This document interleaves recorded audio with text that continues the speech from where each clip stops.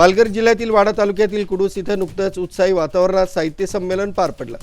ग्रामीण भागातील साहित्यिकांना हक्काचं व्यासपीठ मिळावं आणि मराठी भाषेचं जतन व्हावं या उद्देशाने आयोजित करण्यात आलेल्या या संमेलनाला परिसरातील साहित्यप्रेमी लेखक आणि कवींनी उत्स्फूर्त प्रतिसाद दिला। संमेलनाची सुरुवात अतिशय उत्साहात ग्रंथदिंडीने करण्यात आली। यामध्ये शालेय विद्यार्थी, वारकरी आणि महिला मंडळांनी मोठ्या संख्येने सहभाग घेतला। मान्यवरांच्या हस्ते दीपप्रज्वलन करून संमेलनाचं अधिकृत उद्घाटन करण्यात आलं।